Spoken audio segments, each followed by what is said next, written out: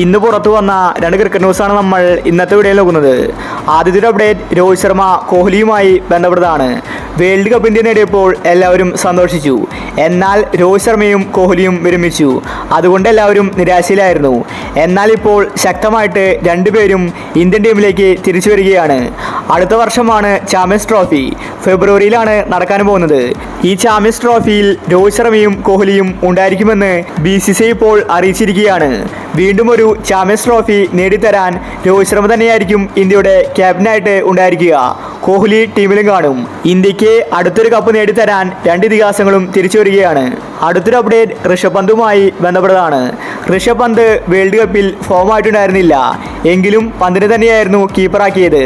ഇനി അങ്ങോട്ടും പന്ത് തന്നെയായിരിക്കും ഇന്ത്യയുടെ വിക്കറ്റ് കീപ്പർ എന്നാണ് എല്ലാവരും കരുതുന്നത്. എന്നാൽ ഇപ്പോൾ പുതിയൊരു കോച്ച് വരാൻ പോവുകയാണ്. ഗംഭീർ ആയിരിക്കും ഇന്ത്യയുടെ കോച്ചിങ് സ്ഥാനത്ത് വരുന്നത്. ഗംഭീർ ദ്രാവിഡിനെ പോലെയല്ല. കളിക്കുന്നില്ലെങ്കിൽ ആ താരത്തെ സ്ക്വാഡിൽ നിന്ന് ഒഴിവാക്കും. ഋഷഭ് പന്ത് വരുമ്പോൾ പന്തിന് പണി കിട്ടുമെന്നാണ് അറിയാൻ സാധിക്കുന്നത്. സഞ്ജുവിൻ്റെ നല്ല കാലം വരാനും പോവുകയാണ്. ഗംഭീർ എപ്പോഴും സഞ്ജുവിനെ സപ്പോർട്ടാക്കിയിട്ടാണ് സംസാരിക്കാറ്. ഋഷഭ് പന്ത് ഫോമൗട്ടായാൽ ഉറപ്പായിട്ടും സഞ്ജുവിന് പ്ലേയിങ് ലെവലിൽ അവസരം കിട്ടും. ഗംഭീർ കോച്ചാകുമ്പോൾ സഞ്ജുവിൻ്റെ തലവര മാറും. ഋഷഭ് പന്ത് ഇത്രയും കാലം ഫോമായില്ലെങ്കിലും ഇന്ത്യൻ ടീമിൽ പിടിച്ചു നിൽക്കും. അത്രയ്ക്കും വലിയ സപ്പോർട്ടായിരുന്നു ദ്രാവിഡ്. എന്നാൽ ഇനി കാര്യങ്ങൾ അങ്ങനെയല്ല. ഋഷഭ് ഇനി സൈഡ് ബെഞ്ചിലും സഞ്ജു പ്ലേയിങ് ലെവലിലും കളിക്കും. അപ്പോൾ ഇത്തരം ക്രിക്കറ്റ് ന്യൂസിന് വേണ്ടി ഈ ചാനൽ മറക്കാതെ സബ്സ്ക്രൈബ് ചെയ്യൂ.